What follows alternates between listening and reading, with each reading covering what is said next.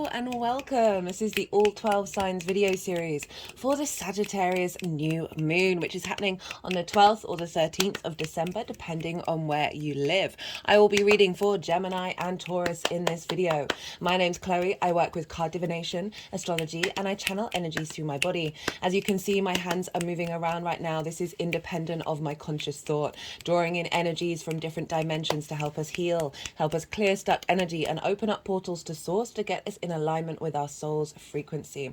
It's like a form of light language. For those of you who know your time of birth and know your natal chart, I really recommend checking out the sign that falls in the first house. This is your rising sign where your ascendant is. All the signs will be as if they are in the first house, so the astrology will link in closest with that. However, this does not invalidate you looking at any other part of your chart, perhaps where your sun or your moon are, because they will be activated during this new moon. Just look to wherever that sign falls in your natal chart, look to the house that it's in, the themes of that house, and apply those themes to the messages that come through. Gemini rising, how you doing, Gemini?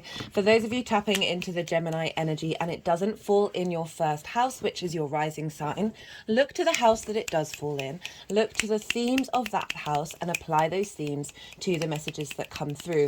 It's as if that Gemini energy, with all the connotations of your natal chart, astrological points, celestial bodies, themes of house, all of that meaning has now all moved to the first house.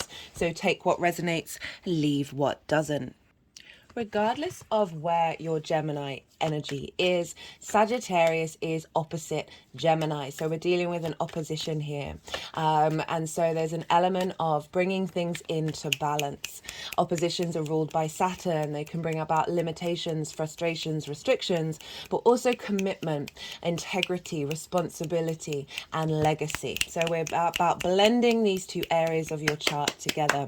And so when we have a new moon opposite a sign, this is often highlighting where things are out of balance and where you need to bring it back into flow. The whole point with an opposition is they are two sides of the same coin. I always like to use this infinity symbol to represent that opposition, because this is highlighting the fact that what we really need to do is be in the middle and be aware of the ebb and flow between these two signs.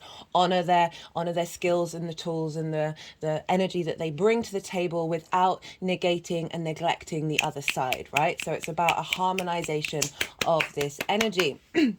Right, so that's where we have, regardless of where Gemini is in your chart, this is how Sagittarius, the new moon in Sagittarius, is impacting that Gemini energy. So I am pulling cards for 3 different piles. The first pile is the lead up to the new moon itself, and this is coming from the full moon in Sagittarius that we had in Gemini season. I like to work with 6-month cycles.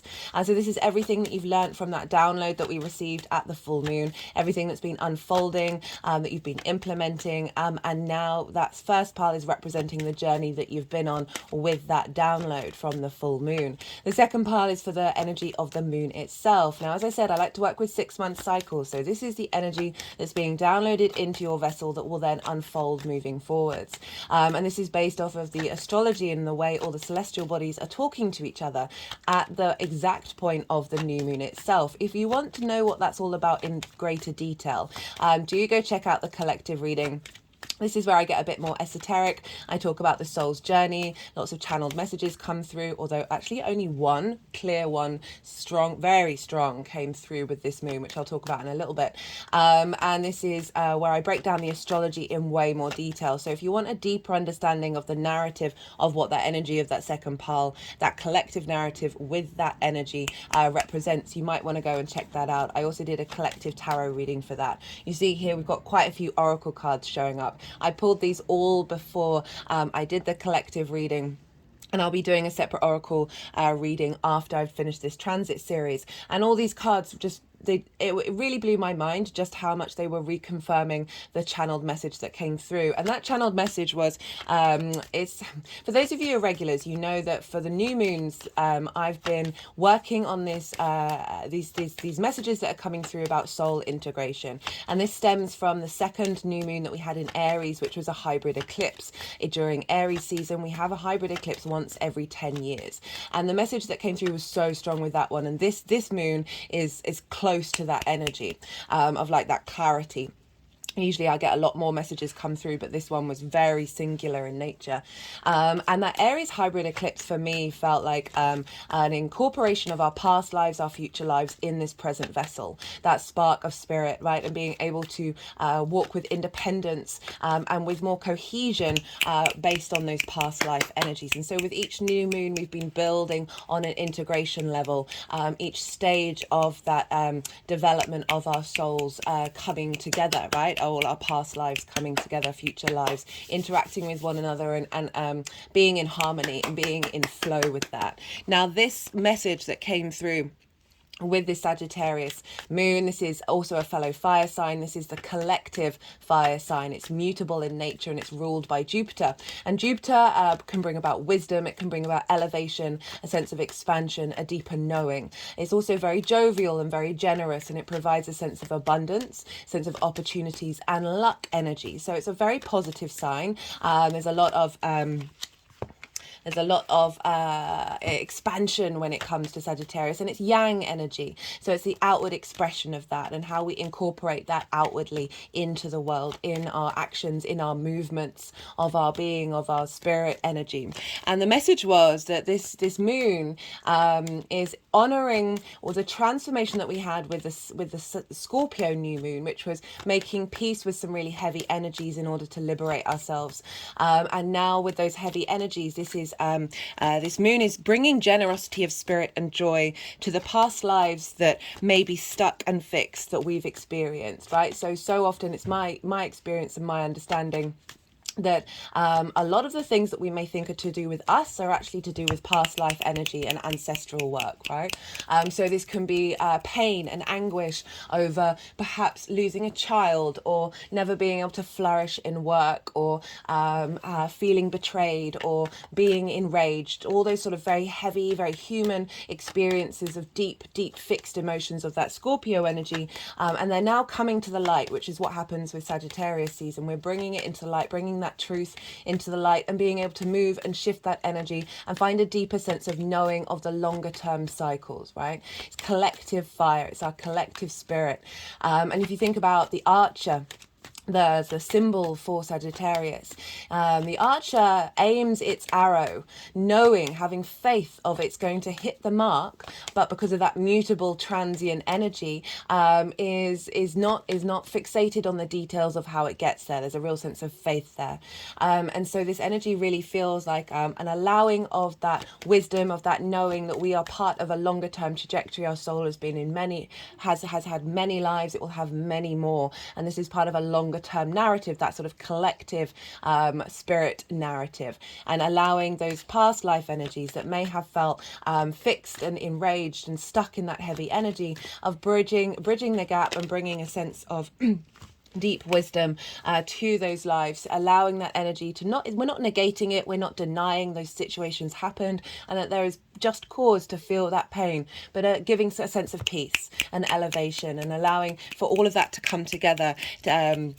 and liberating us from any energy that keeps us from moving and expanding and enjoying the ride that we're here in this current vessel. So this is a real accentuation of release and being more emotionally in control, in alignment with our soul's frequency, right? So that's the sort of major theme that came up with that collective reading. I'm going to be talking about the astrology in relation to Gemini. And so that's going to add on with the houses, an added layer of how this may show up. As I said in the introduction, if you just add on the themes of the houses in relation to wherever Gemini falls in your chart, that will bring a greater depth for you, in regards to how this transit is affecting the Gemini area of your chart. So this is the download that we're receiving that will then unfold over the next 6 months. So if you're watching this after the event, you are not missing out on any of the energy. This is a fresh new beginning for the moon. This is a time when we set new intentions. And why is that? Well, that is because the moon is at her darkest. She is her most receptive. This is our unconscious mind, our emotional body, our intuition, how we nourish ourselves, how we nourish others, and where our needs are being met or not being met. And this is in conjunction with the sun, which is our conscious mind, our clarity, our vision, our purpose, divine light energy, divine light codes coming in and feeding into your unconscious mind to help you intuitively energy moves through the next 6 months that are helping you get more in alignment with your soul's needs, with the nourishment, and how to nourish yourself, right? So this is a great time to set intentions wherever Sagittarius falls in your chart. But I would bear in mind the fact that Mercury is going to go retrograde 8 hours after this moon is exact. You don't necessarily have to sort of figure out what that means in detail, because this is Sagittarius and there's a sense of knowing here, of just allowing space for it, and then therefore you are working with that energy rather than fighting against it in terms of the intentions that you set. So, right, what else do I want to say? Yeah, the third pile is how all this energy is going to manifest moving forwards. Right, those are the piles. Now let's talk about how this is affecting Gemini rising. So as I said, this is an opposition. This is opposite your rising sign, which is the house of self, right? This is how you embody your sun or your moon in your actions and your deeds, depending if you've got a day or a night chart. This is your body, your vitality, your character, your sense of self, and it's often how other people see you, because they see that embodiment rather than the behind the scenes cognitive space or emotional body. And so this new moon is opposite that, and this is in the house of the other. This is one-to-one relationships, intimate interactions. So this can be business clients or people that you interact on in your profession on a one-to-one basis. This is also business partners, intimate friends, and long-term committed romantic relationships, because it's kind of linked into marriage. But obviously not everybody's getting married these days, but it does still represent that level of commitment. Think of Saturn. I often find in when I'm looking at relationship charts, it's Saturn that you want to pay attention to, because that does represent commitment and legacy and long-term cycles and a sense of responsibility and duty. When you are entwined with one another, there is an elevated level of making sure self and the other are in alignment and supporting one another, right? It's also, I find, your one-to-one intimate relationship with source. So this is the lens in which those relationships show up, right? This is often how you can act in those relationships, how you show up in them, as well as how those relationships show up for you. And, you know, the 8th house is more the give and take between those relationship dynamics, but we're focusing on the 7th here. But I just wanted to clarify the difference between those two houses. New moon in this sign. Well, what does that mean on a simple level? You know, when I talk about past lives, this is often things that have shown up in this lifetime as well. So they are entwined. Energy is such a vast tapestry. It's a web. There's nuances and it's complicated, but there are also general themes. So things that you can do around a new moon in your 7th house is set intentions of a higher vibrational frequency of how relationship dynamics turn up and how you turn up in those relationship dynamics, drawing in people who are more in alignment with yourself, that other of Gemini. Drawing in a higher vibrational level of yourself to be in alignment with those relationships, as well as any relationships that you are currently in. This is not necessarily about new relationships, elevating those. Right, if we link it into the past lives energy, I feel like we're setting a release around any blockages around one-to-one relationships, any distortions, you know, away from codependency or prioritizing one side of the other too much, right?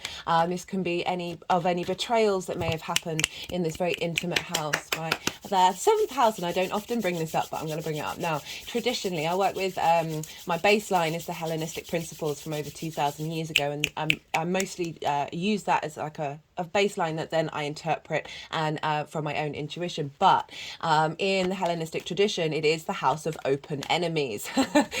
So there can be a sense of wounds showing up there that are linked into past lives where you may have been in conflict. You may have been the one producing that conflict, or we've been all versions of self, right? As well as betrayals that you may have faced from that. Perhaps a business partner in a past life betrayed you. Perhaps a friend, I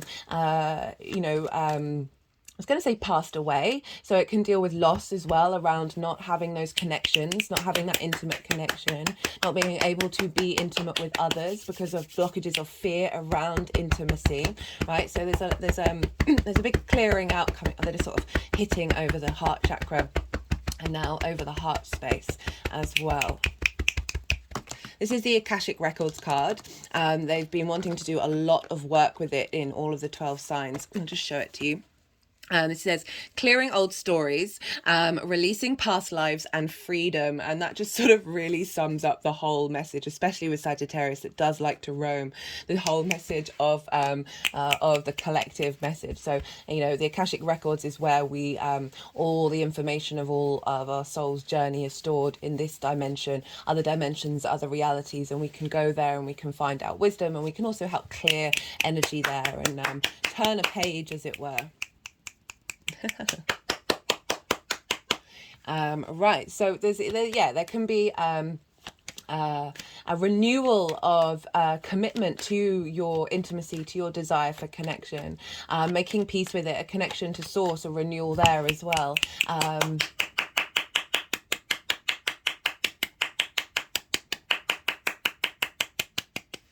Yeah, it's quite a straightforward house in order to sort of figure out what kind of intentions you want to set around this time.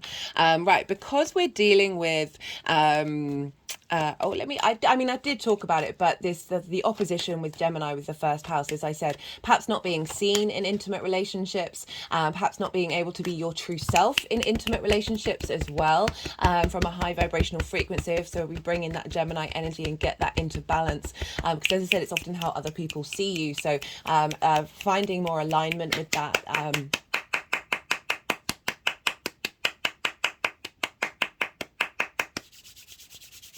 Sorry, I try and go quiet when they're making a fair amount of noise, because I do appreciate some of you are listening to this on headphones. Bringing yourself more into alignment with ability to draw in more intimacy as well, and allow the other to open up to the other as well. There may be restrictions of sometimes we can be very in ourselves, and not hold space for the other. And if that's part of a dynamic, I mean, we all do that. We all have, as I said, we're all various different versions of absolutely everything, in all the dynamics that we have, but allowing space for the other to come through as well, and wanting that to be so, and having the space within yourself to be able to embody that and provide space for the other.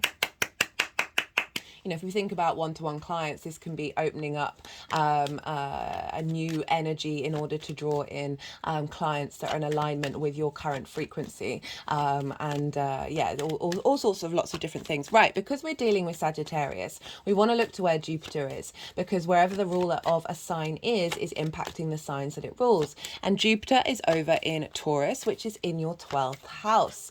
The 12th house is the hidden house, the house of mysteries. This can be quite a really heavy house, right? It's a difficult house, and this is often where depression, anxiety, grief, loss, isolation can be. It's the constructs of who we are. It's often linked into the unconscious. I find it's not just the unconscious mind, it's the unconscious of every energetic field that we have, every layer of this vessel, right? And so often there are distortions and difficulties that cause limiting beliefs and trauma responses. It's not just in the mind.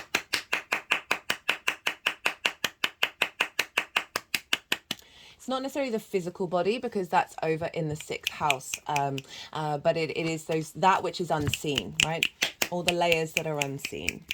They're sort of clicking around the third eye. There's been a lot of third eye activation energy going on. We've actually got the third eye activation card that showed up as well. So third eye is often like a deeper sense of knowing and being able to see the layers, the mutability of existence, but with a deeper sense of faith of where you're going, right? Of being able to see through the delusions. Right, so the 12th house, this is also a very magical house, because underneath those trauma responses and limiting beliefs that can create distortions, we have the magic of your soul. It's a very magical house. And so Jupiter's been moving through there for a while, since May. So you may have found some more wisdom, some more depth of understanding of why you have certain structures and the way that you behave, and helping find opening up and a sense of knowing and cohesion, like a bringing together of that, a sort of bringing a sense of peace, a sense of faith in the journey, and also just providing a lot of support of your unraveling of those difficult energies in order to tap into your magic.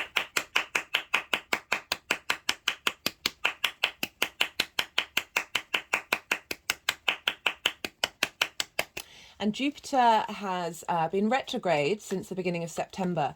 So Jupiter represents sort of abundance, expansion, a sense of luck, a sense of joviality and generosity, and all of that might have been restricted. All of that, you may have been going in really inward, because it's an inward house already, but you may, with the retrograde, we find depth, we go into things, but there are roadblocks and there are restrictions.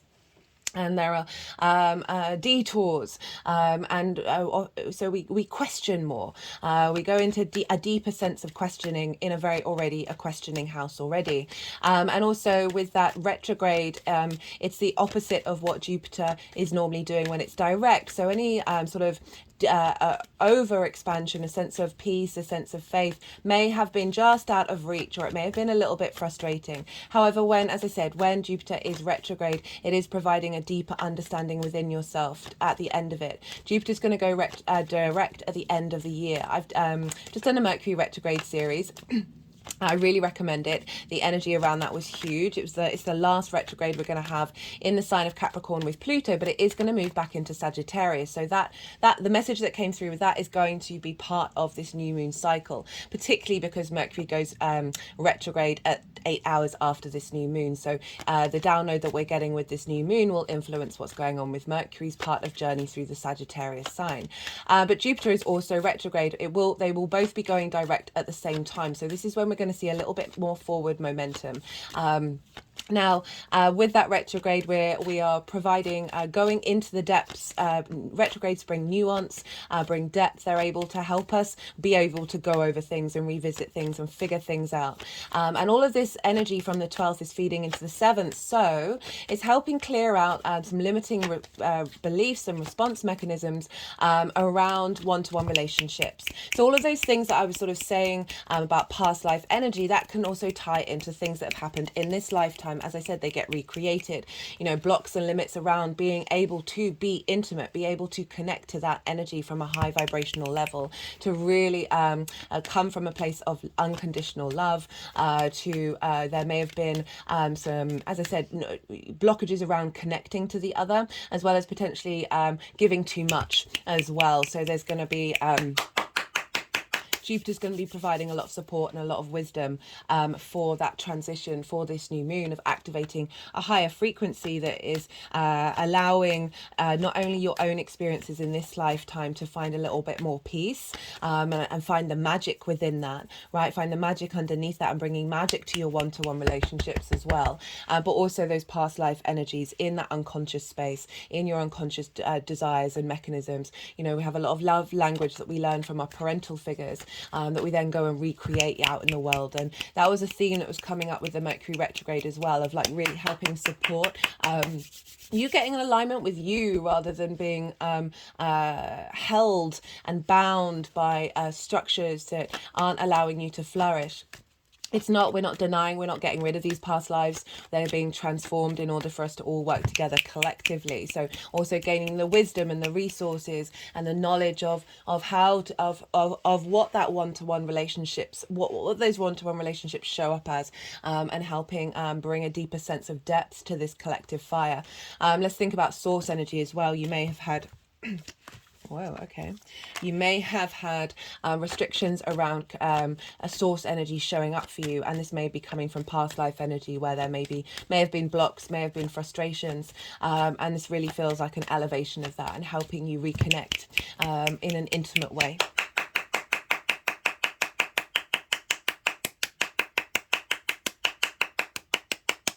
Now, because Jupiter is ruled by Taurus is ruled by Venus. We've got Taurus and Venus showing up here. We want to look to where Venus is for you, because Venus will be governing what the lens in which Jupiter is acting, and therefore what's impacting this new moon. And Venus is over in the sign of Scorpio, and so she is in your 6th house of work, health and routines, right? This is the adult in the room. She is providing a sense, she's the first time she's moving through here since the South Node was there in with the eclipse cycle that we've just come out of. So she's sort of clearing up and finding harmony and bringing grace and ease, a sense of appreciation and value, connecting the dots together as well of the eclipse cycle, as well as getting creative. She's a very creative being, but she does bring this sense of harmony into our lives, this sense of feeling good in this area of your life, even though this is a difficult house and it's perhaps not Venus's favorite place to be. However, Venus also struggles, traditionally is deemed to be in her fall in Scorpio. I understand why this is thought to be the case, because Venus is about connecting, it's about harmony, it's about love. Venus in Scorpio can be very non-conformist, can be very straightforward, almost on the level of brutal in their intensity of what they have to say and what they think. But I love that energy. I think that energy is very powerful and is just as valid. But it's moving away from that sort of that harmony, that flow of the Libra and the Taurian energy, and it's really breaking out. It's ruled by Mars, so there's an element of combativeness. There's an element of real sort of get up and go, and Venus can often just want to be in her flow state. But Venus is you're just having more confidence. It's adding charm to your ability to understand your inner truth, right? Adding some harmony to that in relation to the way that you work, in relation to how you take care of your health and the way that you take care of your routines, right? She's finding more ease with that. You're being facilitated to find more ease of unifying these things and getting them in alignment and having them be in harmony with one another. Venus is also conjunct Pallas Athena at the time of this new moon. Pallas Athena is an asteroid. She represents embodied wisdom and long-term strategy. So we've got a lot of support with these two energies working together to facilitate transformational energy in the way that you work, in the way that you take care of your health and your routines, in relation to the longer term goals. Now, this is opposite Jupiter. So we've got the two benefics opposite one another at the time of this new moon, that is providing a real sense of deeper wisdom and knowing in your the joy that you feel around how you put in your work, right? Releasing some unconscious response mechanisms in being able to step up to yourself. As I said, this house is the adult in the room. There can be trauma here linked into what happened during your early years, and there may have been neglect, and this often means that we may end up neglecting being the adult in the room, or it may have meant that you overparent yourself, right? You don't allow yourself, you may be burnt out, there may be pushing too much in that space, and the unconscious space of the 12th house with Jupiter is often a place of isolation, a place of rest. It's the things that happen behind the scenes that this may allow a little bit more ease, a little more peace, and allow you to rest in balance with the way that you work, right? So in relation to that, falling the Venus in the 6th of how you work in terms of neglect, sometimes we can prioritize our one-to-one relationship dynamics over taking care of ourselves and being the adult in the room for ourselves and looking after our health. I'm just thinking of a relationship dynamic that I'm aware of, where oh, the candle's gone out. I'm just going to go and get another candle, Gemini.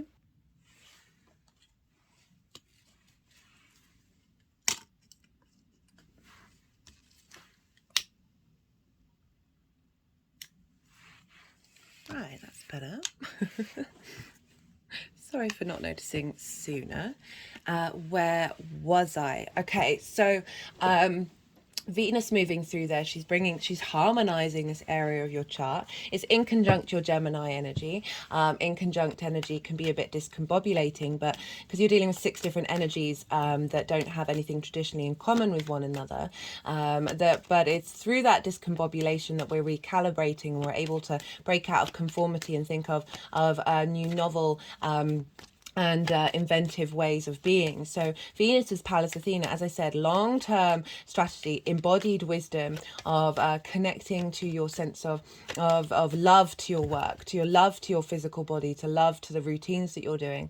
And that's feeding into Jupiter, that's then helping clear out limiting beliefs around, as you know, those sort of the things that I said about perhaps over prioritizing work or over prioritizing relationships, and not being in balance with that, because we remember this new moon is inherently about balance with the opposition to your Gemini energy, feeding into your unconscious space. Also activating some magic around being able to be in relationships that work. right? Being able to commit to put the work in, and also being those relationship dynamics to be in alignment with your work as well.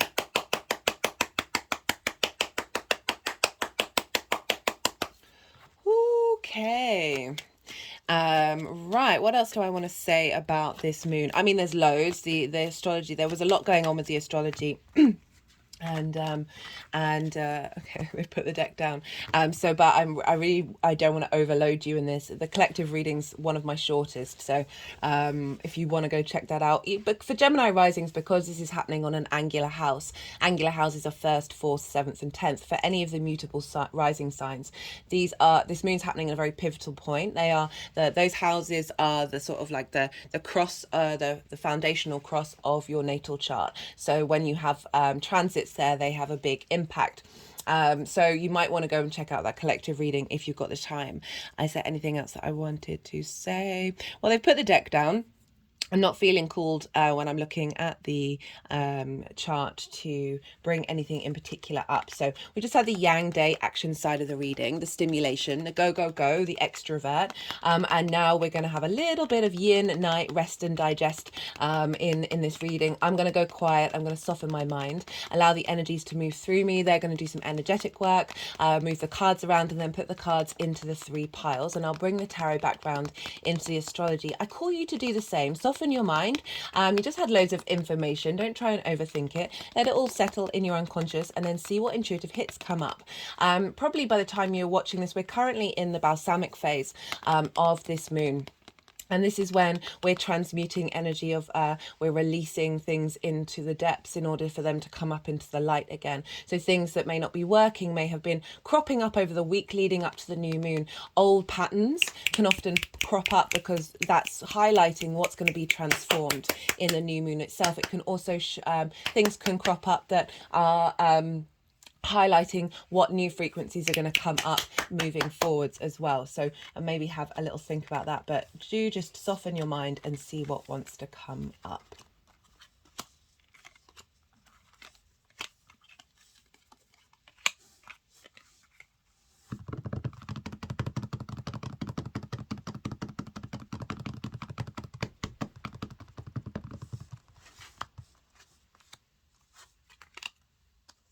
I'll just move this down so you can see what's going on.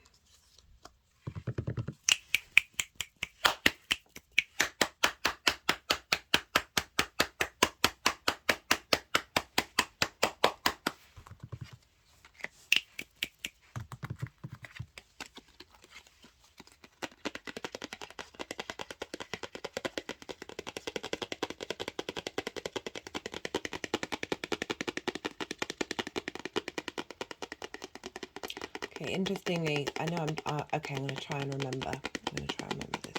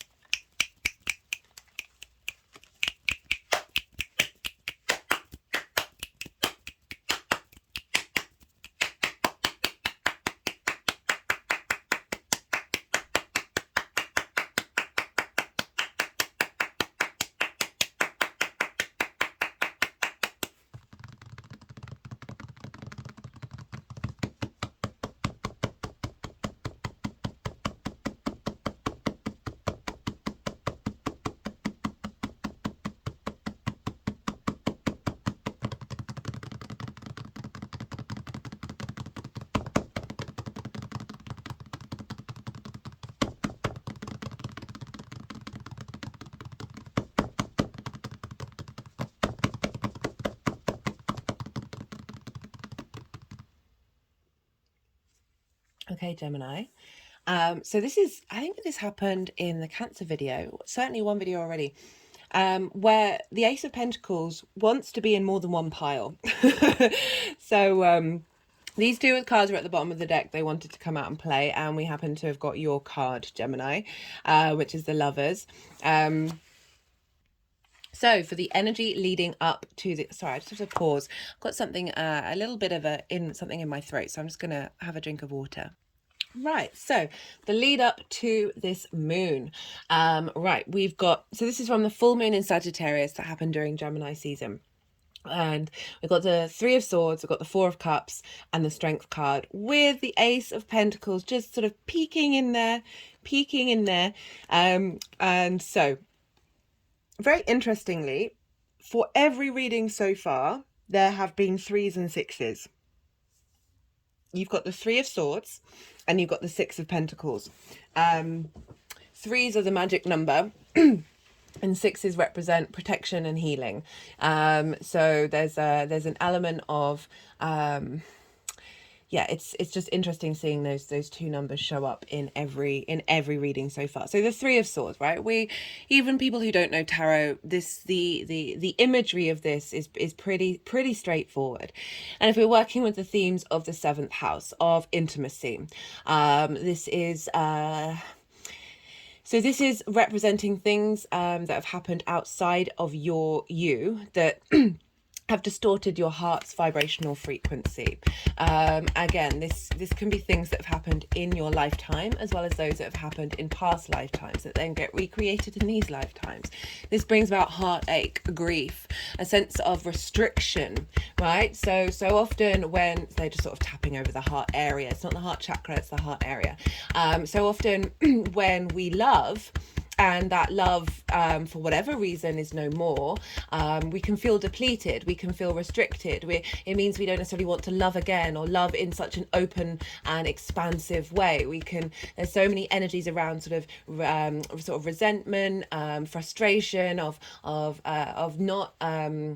not being able to fully be your true soul self. Like there's a hurt there. Those swords are in, this card's shown up for a lot of the readings already. Those swords are, as I said, distorting the frequency of your heart. Okay, so they're now pulling the swords out of the throat chakra. They did 2 from the throat and 1 from the heart. Because this is the mind energy. This is words, ideas, thoughts of you not being able to communicate the things that you need in those relationships. You not words being said to you that have blocked your ability to speak your truth from your heart. It's sort of going like that, like opening up a vortex on the heart space.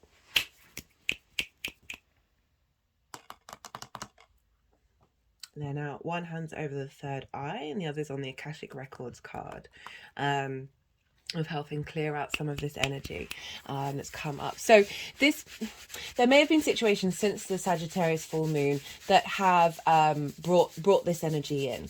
Or it can simply mean that you've been contemplating past energy linked into one-to-one relationships and working through that energy.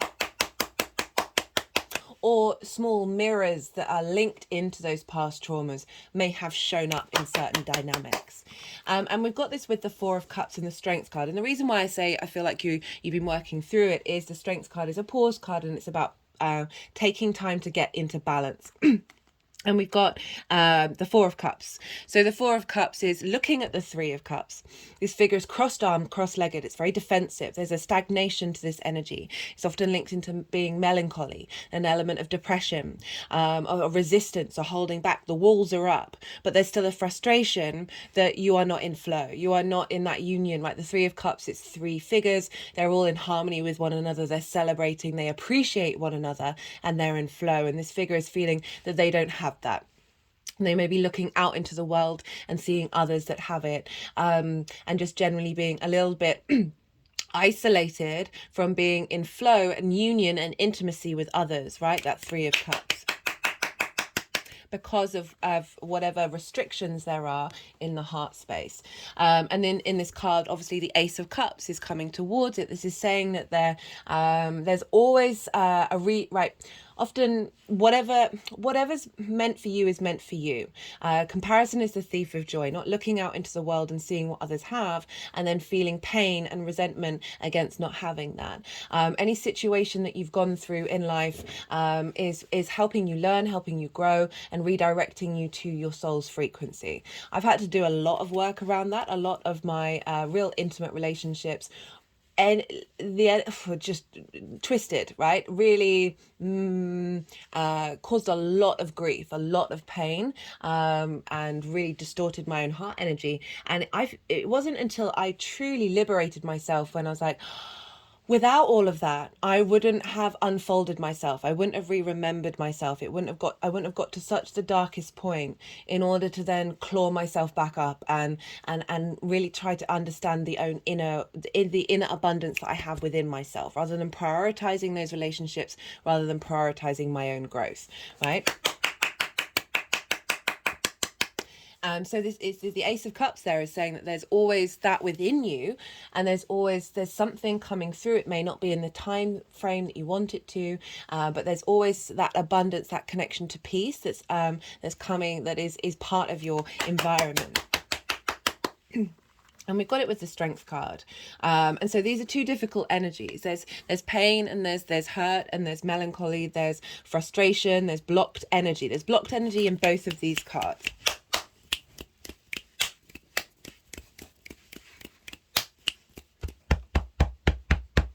And Jupiter was in the 12th at the time of the Sagittarius full moon.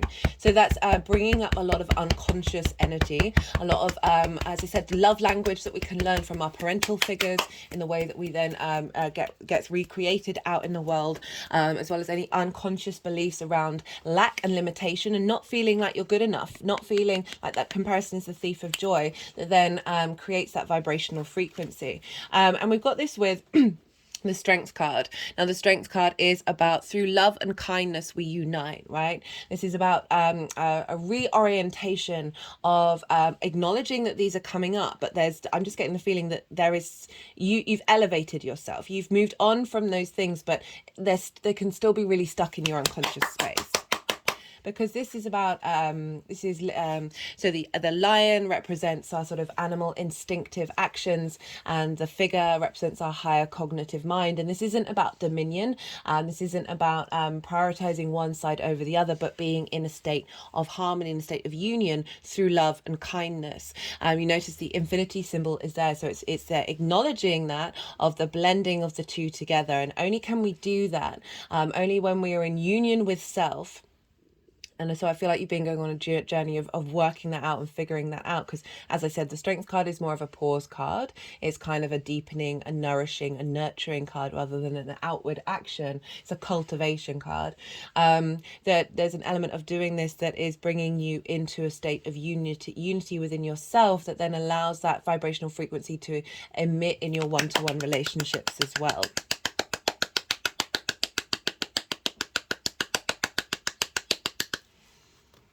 And interestingly, Leo for you is in your third house of communication.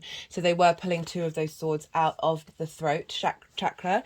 So releasing any blockages of you being able to express your needs and express how you need to be nourished, as well as allowing others to, because when we do that, we go in a vulnerable space.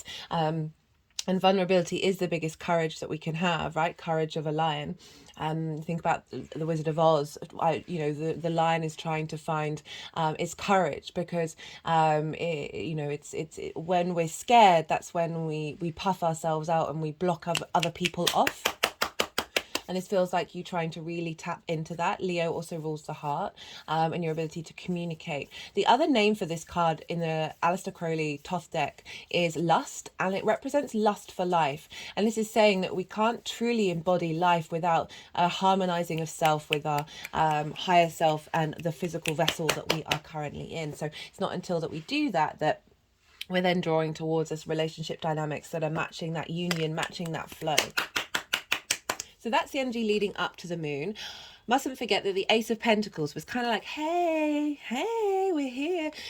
This is representing a new way of embodying self in the 3D world, right? And how you connect to those one-to-one relationships. There's a portal here and mountains are on the other side. There's also a mountain in the background of the Strength card, which represents this higher perspective. We also have the flowers of the Magician, and the Magician is the only other card that has the infinity symbol. So again, it's really about being in union, about being in flow. This is saying there's an offering coming in, there's a new frequency coming in that is, you know, if we think back to Venus being in the sixth of how you work, how you embody yourself, how you commit to things,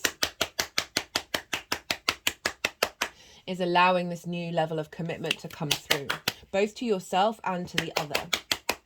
Okay, right, so the other cards that are showing up for the energy of the moon itself. We've got one of those sixes. So we've got the Six of Pentacles, we've got the Seven of Cups, and we've got the Queen of Pentacles. Now, they were focusing quite a lot, for me this is the channeling card, but they were focusing quite a lot on what looks like a ghost. So a lot of this energy that's showing up with this past life energy, right, is linked into a familiar vibration of a ghost in the shell, right? The ghosts of your past lives within this current vessel. Just had an energetic release at that one. They're doing a lot of action over the heart, not necessarily the heart chakra, but the heart itself, right? The ancient Egyptians threw away the mind and kept the heart. The heart has an electromagnetic field of 3 feet. It is incredibly powerful. When we are in heart coherence with another, that electromagnetic, the two combine and they magnifold and they magnifold, right? Anyway.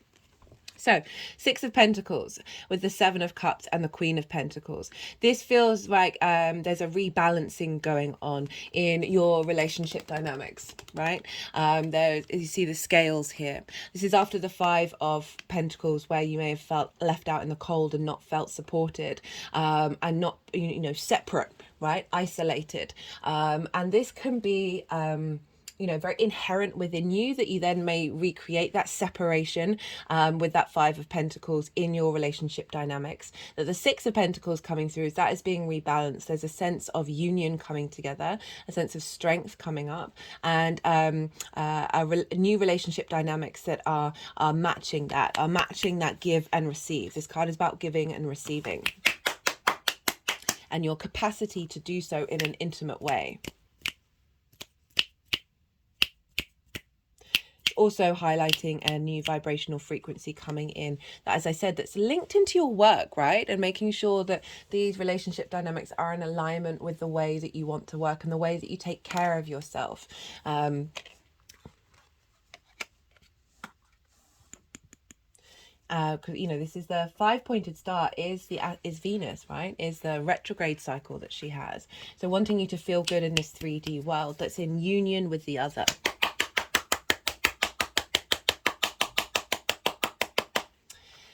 We've also got the Seven of Cups and the Queen of Pentacles. Now, the Seven of Cups is a really interesting one. I love this card. For me, as I said, it's the channeling card. So those of you reconnecting to source energy, this can be activating new ways of channeling, new ways of communicating with source. But it's also about hoping and dreaming. It's about fantasies.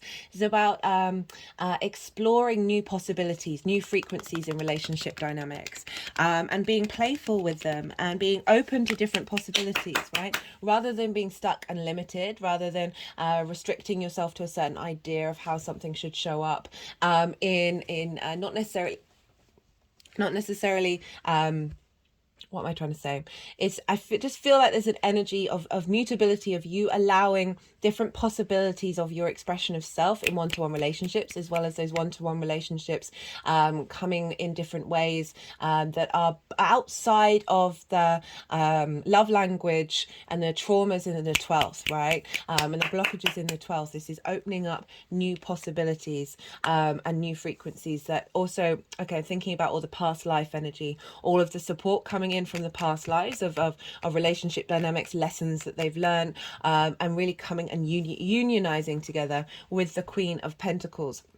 Now, the Queen of Pentacles is deeply nourishing. She is, she cultivates abundance. She's very loyal, very committed.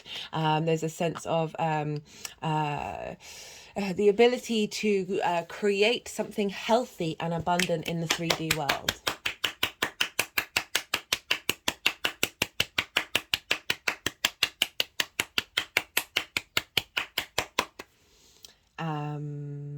else did I want to know? I think that's everything that I want to say. So those are the energies that are being downloaded. You know, it's also Jupiter helping clear out any blockages in the unconscious mind, and bringing in new opportunities, a sense of that your relationship dynamics are one of within that in balance with one another, and in balance with you, and deeply nourishing. Okay. So for the energy manifesting moving forwards, we've got 3 major arcana. Ooh, they're wanting to do some energy work. We've got, this is, so the energy manifesting moving forwards, we've got the Hierophant, we've got the Empress, and we've got the Lovers. So we've got Taurus, we've got Venus, and we've got Gemini showing up here. And all of those things are at play.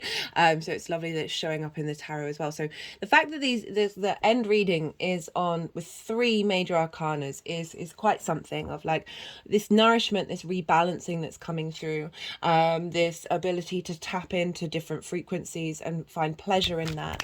Things that maybe unfamiliar to you, things that you may have thought were never available, you're moving from that 4 of Cups of separating and feeling restricted to possibilities, to options of a higher vibrational frequency that is bringing about a deep centered wisdom, a sense of commitment, right? This is a commitment card for those of you who may be in relationships. This can represent a leveling up of the commitment of the relationships that you're in. Often linked into marriage, but that might not be for everybody. And this is about deep wisdom. This card showed up in the collective, right, of knowing yourself, and being able to share yourself with others.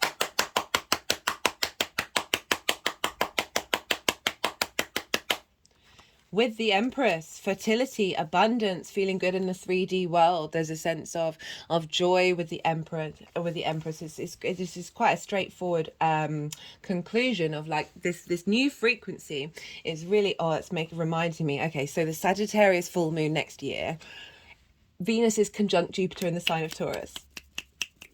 It's just a real unfolding of that. It's really showing up in the cards. And with the Lovers card, this can represent an elevation of a union with another, right? That can be source energy, that can be intimate friends, business partners, clients, as well as long-term committed relationships. That's, this is ticking all the boxes. But the Lovers card for me is about crossroads and being able to make right decisions. This is about the union of the feminine, masculine, and spirit together. And when you're at big moments in your life, being able to make the right decisions for you because you're in alignment. And so this is really saying, like, with all of this, you are serving yourself for the long term in the decisions that you make around what the other means to you. And because it's your card, Gemini, it is saying that union of self is opening up new possibilities, new abundant opportunities for that 7th house. Right, let's get some clarifiers.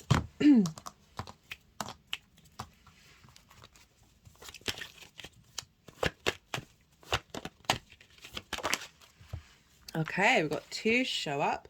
We've got harmony, we've got bridges and joy. Bridging, joy, bringing some harmony with those energies into your future. So you're more in harmony, you're more in flow with these relationship dynamics rather than that 3 of Swords and that 4 of Cups. And we've also got the Strength card, so we've got double strength here. And it says telepathy, intellect, intuition, animals. Interesting, it's focusing on animals, that sort of mammalian side of us, that very sort of instinctive response mechanism, and it's going with the intellect. So it's making me think about that Pallas Venus conjunction of what decisions that we're making are both serving the animal and the higher self, right? They're in tandem. So it's making me think of like sacred sexuality or sacred union.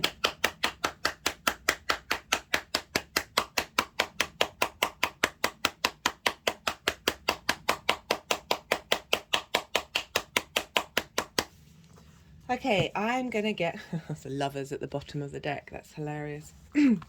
Okay, let's get a qualifier from the numerology deck for my lovely Geminis. Well, we've got abundance. So Venus on Venus, basically, a sense of sharing yourself and a vibration of that being received and returned as well. Okay, I'm going to leave it at that because that is abundantly clear. Right, a real straightforward message for you there, Gemini. I hope you enjoyed this reading. Be good to yourselves, be good to those around you, and most importantly, be well until we meet again. Taurus rising. How you doing, Taurus?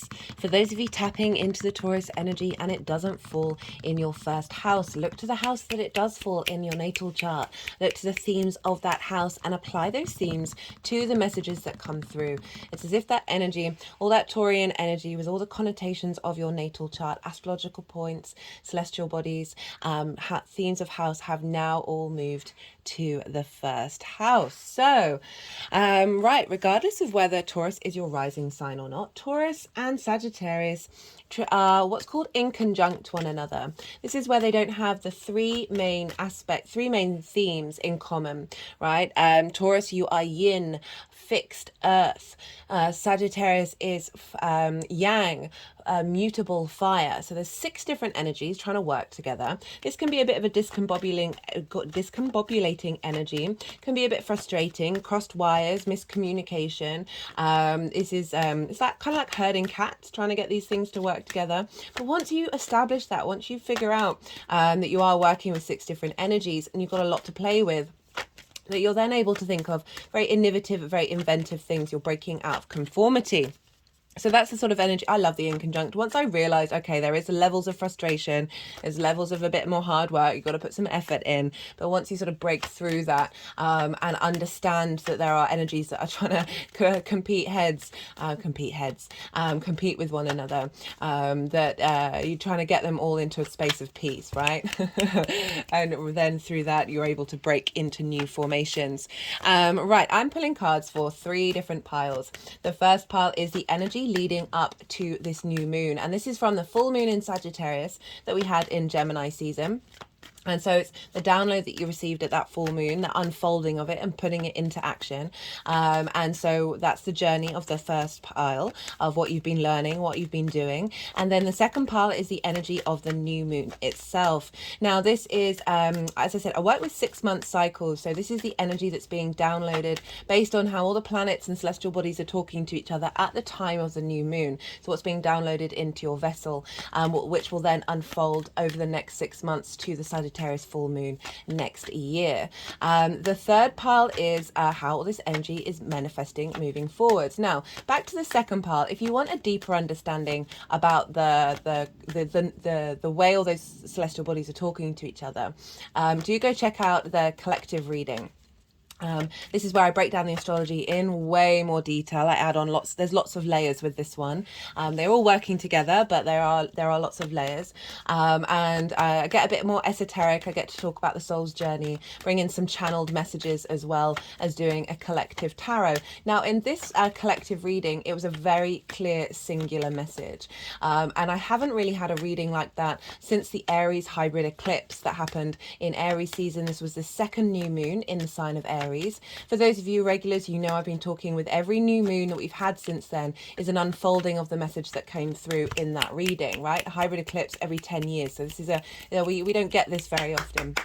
And the message in that Aries one was our past lives, our future lives, all coming together in like sort of lockstep. You know, think Aries, very martial. There's an element of being in union in this current vessel of your individual spark of spirit. And all the new moons since then have been adding layer of the integration of that process. Now, the message that came through with this one, I'll touch on it briefly.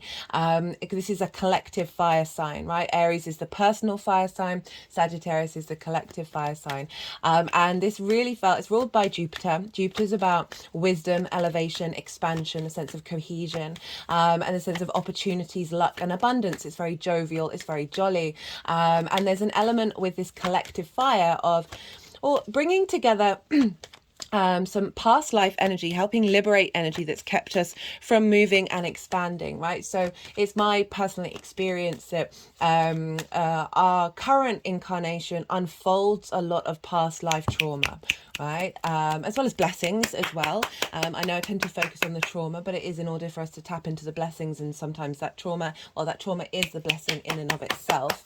Without it, we aren't able to sort of have that desire to reconnect to source energy.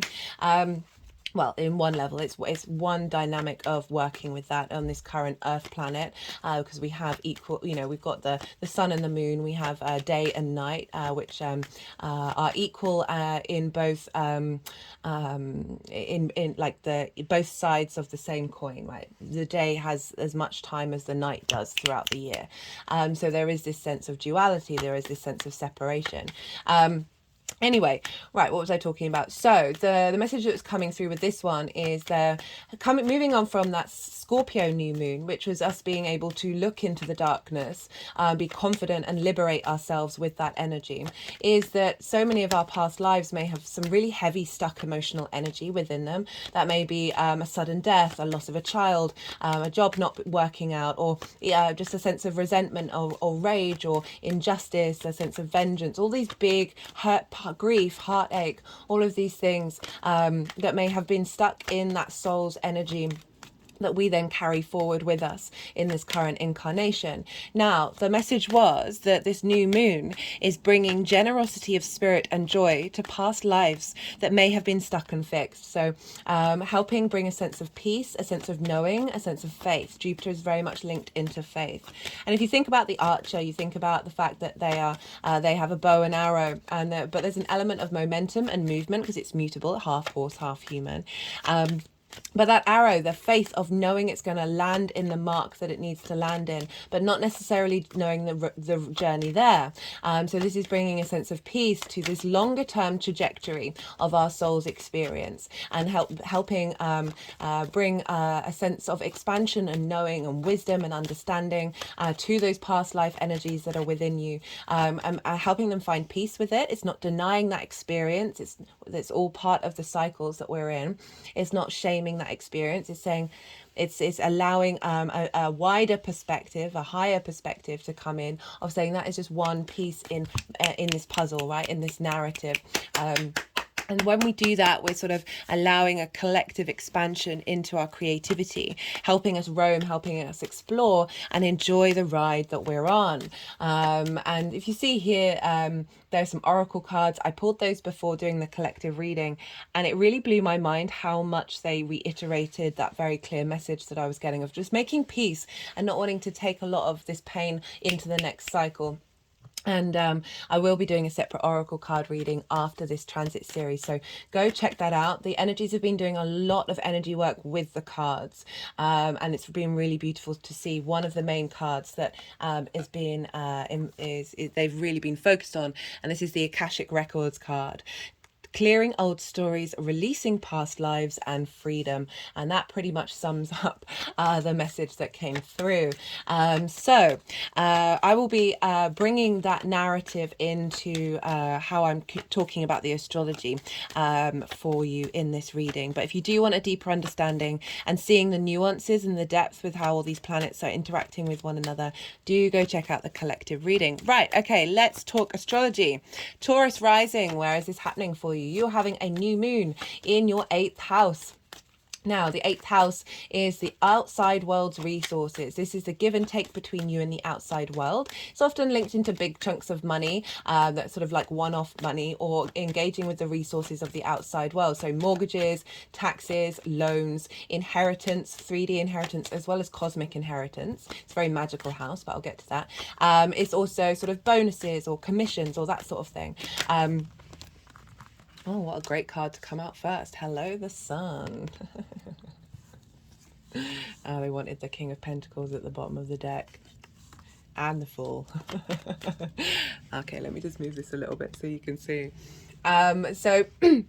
But what I like to focus, it's a very transformative house. It's a very magical house. Edgar Cayce, a very famous psychic, had a stellium of planets in the 8th house, was able to communicate, right, with the outside world's resources, and that is the universe as well. So that's what I meant about 5D inheritance. Now, this is the give and take between you and the outside world, the give and take between you and anything other than yourself. So this is time, money, things, intimacy, This is ideas, all sorts of things. This is the exchange, right? And so often we can see in the 8th house a sense of imbalance. We may give too much or take too much. We may feel not supported by the outside world, or there may be a state of abundance, right? It all depends.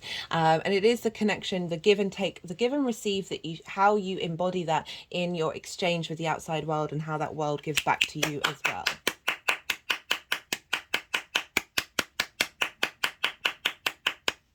So a new moon is a great time to set intentions. And why is that? Well, this is when the moon is her darkest.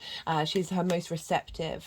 And this is our unconscious mind, our emotional body, our intuition. How do we nourish ourselves and others? Where are needs being met and not being met? And it's making a conjunction with the sun. It's getting a reboot. It's being, the energy is being transformed by the bright light of the sun, our vision, our clarity, our cognitive mind, our purpose, our vitality, our animation, divine light codes coming into our unconscious space. So then when we move forward, we intuitively are navigating with this download, with the way everything's communicating. We are intuitively enacting that in order to get us more in alignment with our needs and our nourishment and our intuition. So great time to set intentions, but it doesn't matter if you don't. I find it still shows up anyway, because you know it's this big energy here. But speaking of setting intentions, this is when we're planting seeds in that unconscious mind with our conscious thought and our vitality. But Mercury's going to go retrograde about 8 hours after this new moon is exact. So I want you, if you are going to set intentions, just hold space. Just acknowledge the fact that Mercury's going to go retrograde, and it's going to go back into Sagittarius, so it is impacting this area of your chart. I've done a Mercury retrograde series. You might want to go check that out. That was super powerful. This is the final Mercury retrograde that we're having in the sign of Capricorn with Pluto in the next 7 generations. So clearing out some big energy, and the readings really represented that. So you might want to tie that in. It's also tied into sort of the winter solstice and the Gregorian New Year, right? Based on the Gregorian calendar. So that I talk a lot about kind of intentions you can set in both of those portals, and they're very closely linked to this Mercury retrograde. But setting new intentions around this time. What sort of intentions could you set? Oh, but holding space for that Mercury. Sorry, I'm all over the place. Holding space for that Mercury retrograde and acknowledging it means you're not fighting against it. You're working with it. So it can just release a bit of tension and restriction where you might have thought plans may have gone one way, but actually they're going to go in different ways. And then we're going to have more information revealed at the end of January. So intentions around the way that we give and receive, right? The kind of resources to tap into, intentions around transformation to a high vibrational level, right? These are all things that you can set around the 8th house, having more flow with the outside world, and the give and receive of it, more flow in your give and receive, and how spirit shows up for you, how the other dimensions show up for you as well. Remember that cosmic inheritance, a download of that is definitely coming through with every new moon that we have in the 8th house. So let's link this into the past life energy. A lot of the time, when I've done 8th house transits, the 5 of Pentacles shows up. And I always use this as an example because it does kind of represent this feeling of like left out in the cold, not having the resources from the outside world, feeling isolated, feeling separate, feeling run down, feeling exhausted, feeling burnt out. And so often in our relationship dynamics, those things can really show up. There can be codependency here. There can be giving too much, taking too much through extremes. And all of this is with the 8th house is like setting intentions around that, but with that past life energy of maybe never having received any support from the outside world, maybe always being in imbalanced relationship dynamics in every area of your life, maybe a sudden death or a death of somebody, because it is linked into death. I very rarely bring that up because it's not relevant to these readings, but it could be a past life energy that feels a lot of grief, feels a lot of heaviness, that maybe, and also past relationship dynamics that you're then recreating in this lifetime, where you are out of balance, right? Where you may feel depleted, you may feel restricted. And so this new moon is bringing in a vibrational frequency of making peace with that and then expanding, this sense of movement, this sense of vitality coming in with this new moon.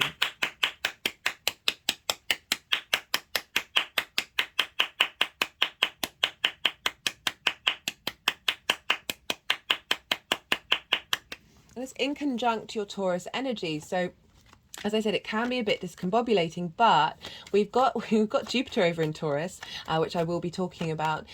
So we've got this discombobulating energy showing up, and Uranus is there as well, and Uranus is making an exact in conjunct with this moon, and it's a liberation energy of shaking up old structures in order to create new frequencies, right? The ability to work with 6 different energies and the abundance of that. Feeding into your embodiment of self, right? The first house is how you embody your sun or your moon in your actions and your deeds. Depending if you've got a day or a night chart, this is your body, your vitality, your appearance, and often how other people see you. So a realignment with being visible in the outside world, and the giving of the outside world back to you, because there's an appreciation of your embodiment of self, right? These things can show up with this new moon cycle. This will unfold over the next 6 months. Speaking of Jupiter, because Sagittarius is ruled by Jupiter, we want to look to where Jupiter is, and Jupiter is over in your sign, Taurus, has been since May. Jupiter represents wisdom, elevation, expansion, a sense of knowing, and with that, opportunities, luck, and abundance can come through. However, Jupiter's been retrograde since September, so this feeling of expansion within yourself, this embodiment of wisdom in your actions and your deeds, this sense of feeling lucky, this sense of feeling optimistic with Jupiter moving through the first. I've done a Jupiter transit series. You might want to check it out. It was admittedly just for the direct motion that we had. Haven't done one for the retrograde. I might do one for the direct motion, I'm not sure. But it will just talk about the overall themes of Jupiter being in the first house for you. So if you want an understanding of that, do go check it out. It's in its own playlist. It's really easily accessible. So Jupiter is influencing what's going on with the 8th house, and it's in your house of self. So the self, the importance of the self, the wisdom, the expansion of the self, the sort of cohesion, the bringing together of the self in alignment with this new frequency of the give and take between you and the outside world.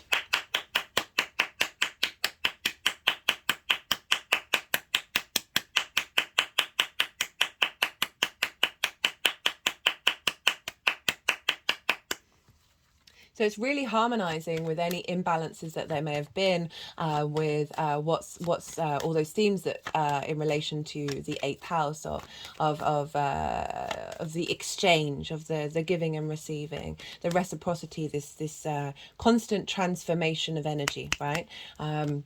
In alignment with this, the depth that you're bringing, this expansion of self as well, and this confidence that Jupiter can bring. However, as I said, Jupiter's been retrograde, so all of the sort of outward expressions of Jupiter may have been retracted, right? That sense of feeling like there are opportunities or luck or abundance. But with Jupiter retrograde, we do a lot of questioning, and with that, we bring depth of understanding to our true self. Usually, when Jupiter's left a sign, that's when we're more at ease with that area of our lives. And so this retrograde is creating an inner vessel, an inner space for you to expand into before then making more outward movements. Jupiter is going to go direct at the end of the year. It's in alignment with when Mercury goes direct as well, which is beautiful. We've got a real big energetic shift at the beginning of the new year, having had a lot of retrograde planets, and now they'll all be going direct by January. And so we've got a lot of more far forward motion. But that first house influence, again, being seen, being visible to the outside world.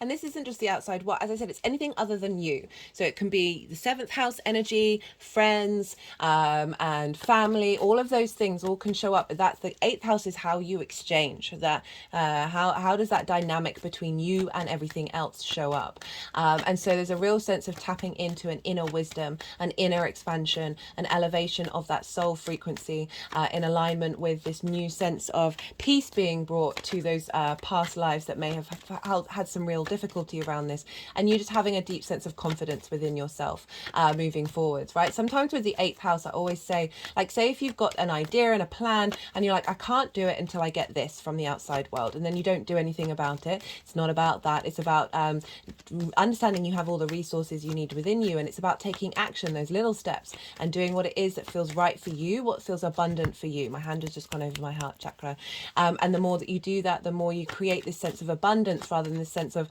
well, I can't do that until I've got that, but I'm lacking in that because I'm not getting it. So you're operating from a space of lack when you're in that mindset. And Jupiter moving through the first, impacting this new moon, is helping you navigate and break out of that.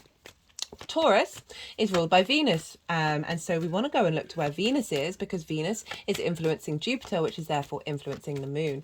And Venus is over in your 7th house of one-to-one relationships.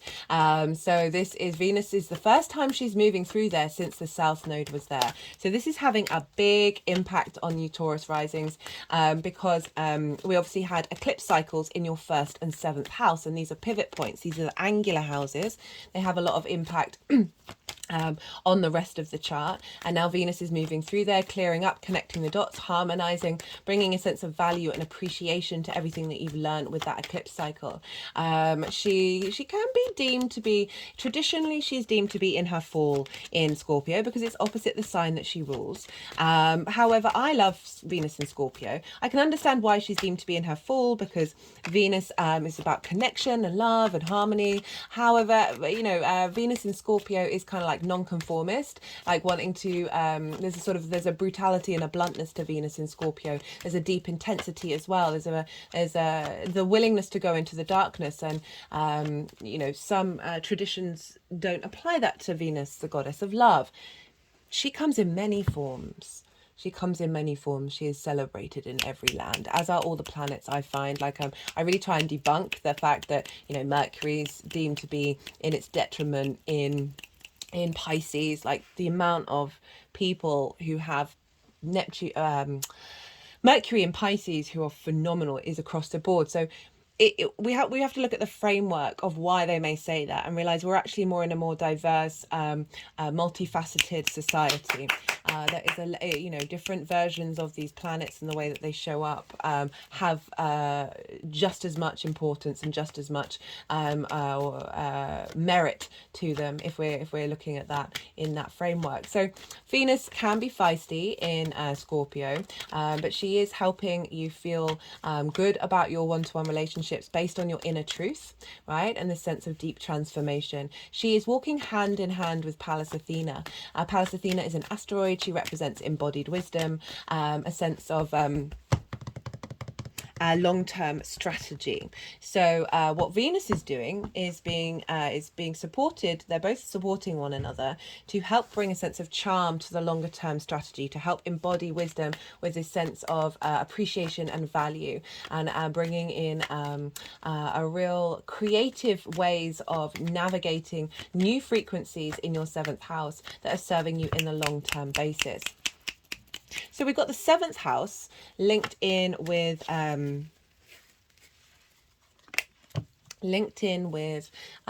sorry, I'm just doing something with the deck. 7th house of the house of other. This is your intimate relationships, business partners, one-to-one clients, or people that you deal with on a business way on a one-to-one basis. This can be intimate friends as well as long-term committed relationships and source energy. This is how that shows up and how you show up with that, the kind of things that you're drawn to. This is so I love this combination because the 8th house, as I said, can be how, like, you give and receive in relationship dynamics. And so Venus is influencing Jupiter. They're opposite one another at the time of this new moon. So they are coming into balance, into harmony, the two benefics of making sure you are in alignment with the other and the other is in alignment with you. And that is all feeding into this new beginning of a healthier relationship dynamic with the outside world, right? Of making sure that there is a new activation happening in relation to you and the other, right? And how that relationship dynamic shows up. So it's a very clear message for you, Taurus, with this one. And I really appreciate it. But we also, Scorpio is ruled by Mars. So we want to look to where Mars is. And Mars is in the sign of Sagittarius, making us very independent with its conjunct Ceres, the asteroid, which represents the harvest, a sense of bounty, a sense of abundance. Well, would you look at that? The 5 of Pentacles wanted to show up.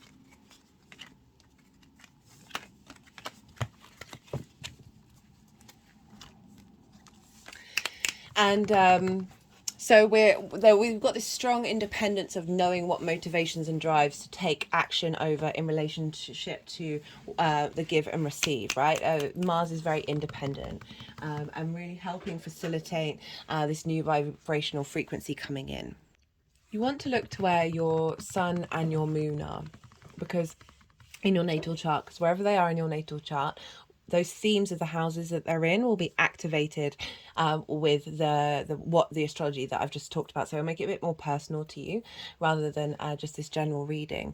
That's everything. They've put the deck down. There's quite a few cards now that have come out, and I'm gonna go quiet. We've just had the Yang Day action side of the reading, the go, all the stimulation, all the extrovert, all the information, and now we're having a bit of yin, night, rest and digest. This is when I'm going to go quiet and soften my mind. The energies are going to move through me. They may do some energy work. They're going to move the cards around and then put the cards into the 3 piles. And I'll come back round and I'll introduce the tarot into the astrology. I call you to soften your mind as well. Just had loads of information. Just let it settle, right? Don't overthink it and see what intuitive hits come up for you around what this new moon might represent. This is also... I find it the week leading up to the new moon, there can often be different things show up. It can be old patterns that are going to be transformed, as well as highlighting new patterns that are coming in. So you might just want to think about what's been going on for you in the week leading up to the new moon. If you're watching this after the event, you're not missing out on anything. As I said, we are working with a 6-month cycle here. You can still tap into the energy and set intentions even after the event. Okay, let me move this down a bit more.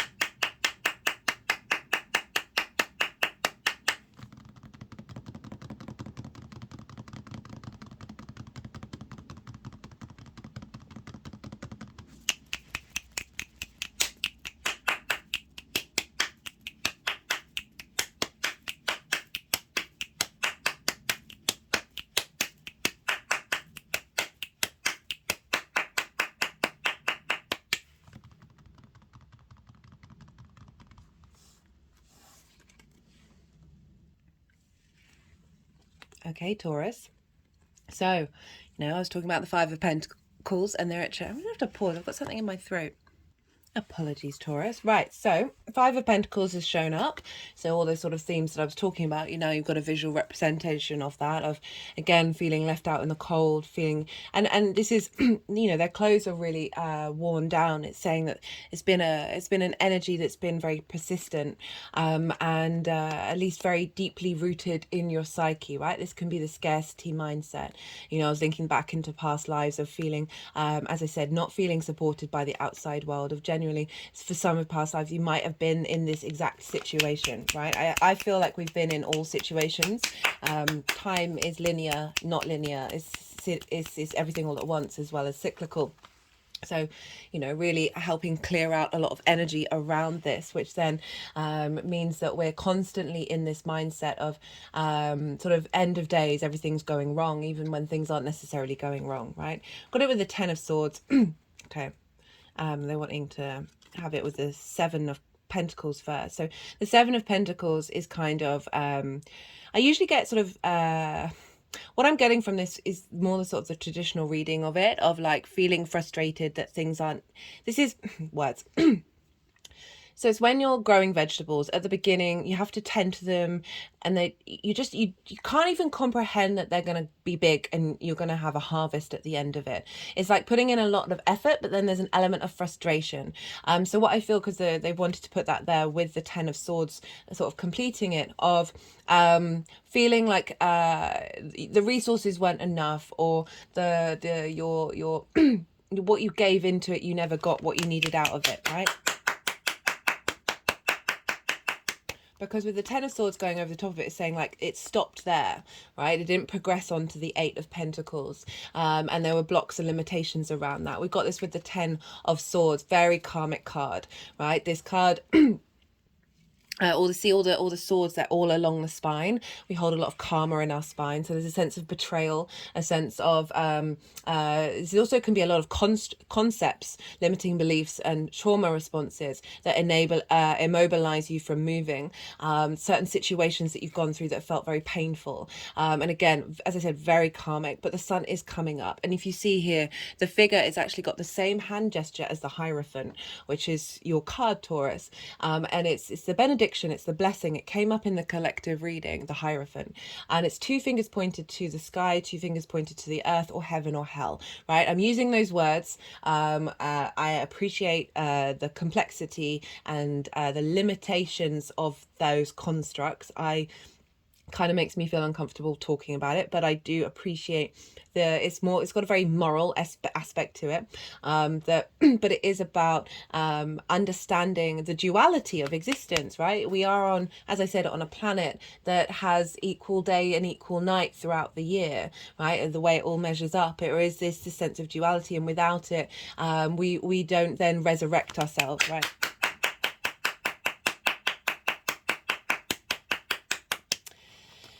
But it is a 10, and it's a completion, right? So you've been working through these energies, however they've shown up for you in your life. It might not be as dramatic as all those examples that I've just given. It might just be an overall frustration, but you have been working through it. It's been quite a consistent thing with a lot of the readings, where a lot of difficult energies have shown up, but they've been crowned by a sort of a pause card, which is saying you've been reflecting on this deeper understanding, this realization, this revelation, this releasing of old cycles, and being in a state of observation of how you then evolve within that, having let a lot of that go. I also I want to point out how in every reading there's been 6s and 3s. So you've got a 6 here, and you've got the 3 of Cups, crowning your how this is all unfolding. So we're obviously moving into very different vibrational frequencies. The 6 of Pentacles is about giving and receiving, right? This is about receiving, being so with after the 10, it's sort of a reassessment of how you're then recalibrating to a new sense of giving and receiving, right? Of not feeling left out, of not feeling like you're not being supported, of not feeling like all you've received is betrayal. that there's a new frequency that's come in during this 6-month cycle, which you've then been in contemplation of. The Hanged Man is the only card for a figure to have a halo around them. It represents enlightenment. This is about changing your perspective, being in pause, being in a limbo state. We need those limbo states to recalibrate in order to receive divine wisdom, in order to re-embody, right? Re-embody this new frequency that takes time to adjust to, right? And so beautiful energy, even though it's difficult. I love the fact that Hanged Man is showing up, because it is saying being able to step out and have a higher perspective about what's going on. We have, whoa, for the energy of the new moon itself, we've got the Fool, so clearing out that old energy, right?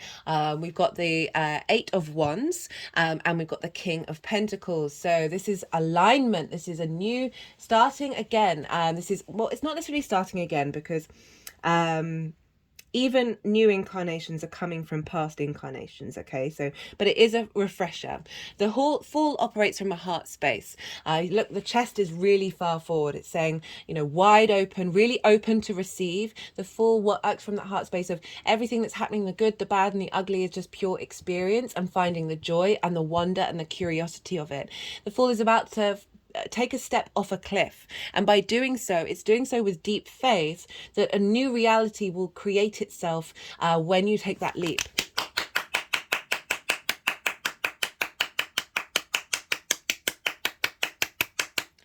And with the Eight of Wands, this is really saying realignment. Things are coming into place. All these wands are in alignment with one another. It represents fast moving energy. It's also kind of like things around you, because we're dealing with the outside world's resources, situations around you unfolding that are part of your alignment.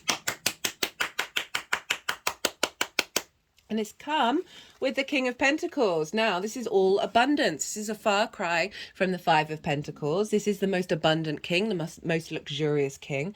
Earth energy is stable, it's committed, it's loyal. There is I just can't get over the word abundance, really. It's just a sense of kings take action, right? They know what action to take in order to bring about abundance. So this is getting you realigned with your heart space, opening up a sense of opportunities and frequencies coming in, where you are then able to take action from this space of abundance, from rather than a space of lack. You are embodying abundance in the way that you move through the world. It doesn't necessarily mean that everything's going to fall in place exactly and be really big. Some of you, it may well do, but it is saying that you are holding that energy of doing what's right for you, taking those steps in order to create in the world. This is also linked into the one-to-one relationships of the give and receive between you and the outside world.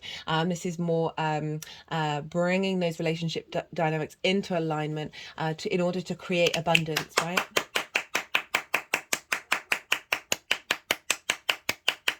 Now the energy manifesting, okay, moving forward. I want to do work on the Akashic Records card and the Heart card. And now clicking around the third eye, I have to say, I meant to say earlier, my third eye has been throbbing for a while now in this reading. There's been a lot of third eye activation going on. We do, in fact, have the third eye activation card. And with that third eye, it's about a deeper sense of faith, of being able to see into the long term, right? It's clearing away delusions, clearing away distortions of reality.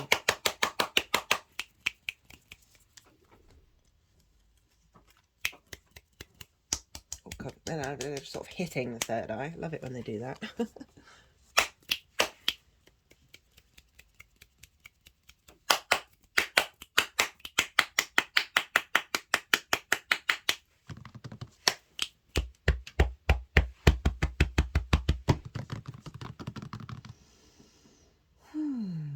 Cool.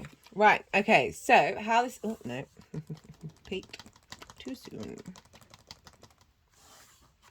How this energy is manifesting moving forward. Well, we do look at that. We've got the Queen of Cups, we've got the Sun, we've got the Three of Cups. Now, I love the fact that the Three of Cups is here, because it really does represent that union, that harmony, that flow between you and the outside world.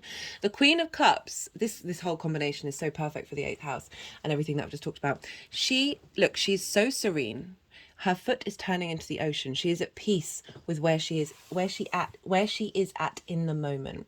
If you think about sitting by the ocean, there are no clouds in the sky, there are no waves, it's completely flat and still, but you see so far and wide, like your perspective goes really far. So this perspective, the wisdom that's come through with the Hanged Man, she's able to see into the future and she is still serene.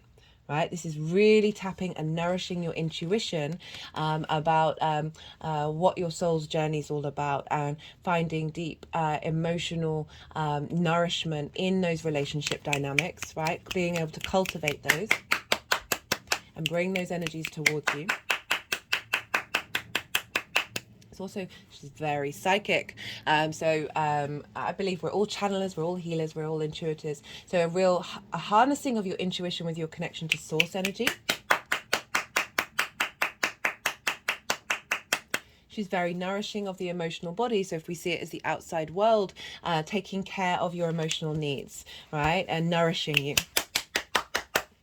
And it's come with the sun, visibility. So not being out in the cold, we're now in the bright sunlight. This is vitality, clarity, animation. This is joy, right? See, the inner child is happy. They feel secure in order to play in the world, right? So there's a playful energy with the give and take between you and the outside world. They're wanting to focus on the happy Buddha. The happy Buddha finds laughter and the ridiculousness of existence, right? And is able to laugh through every moment. It's not denying it's just a high vibrational comic energy, right? But it's also trying to embody that rather than being stuck in those distortions. This is saying that there's a frequency coming in that's allowing you to find laughter, to find joy in your relationship dynamics with the outside world, however they're showing up. And it's come with the Three of Cups. How perfect is this?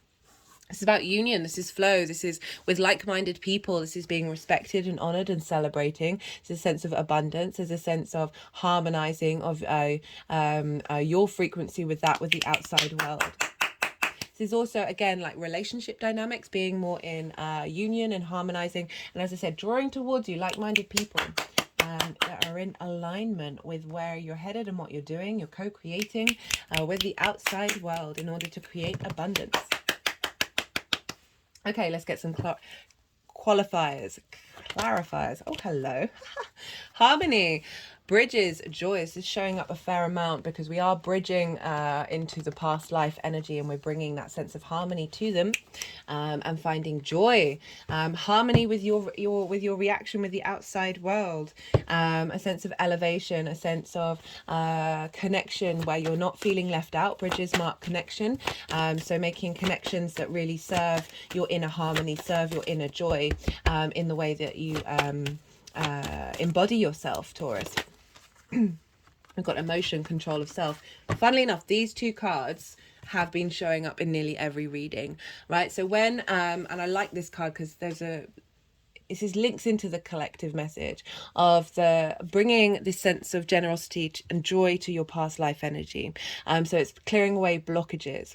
So very much they're connected to emotions, right? And grief and all of those difficult, heavy emotions. And it's not saying it's not saying to ignore your emotional body, but not get stuck in energy, and be able to be in control of yourself as an individual vessel that isn't being bound or held by past life energy that's stopping your ability to tap into your abundance and your love, right? The universe is pure love.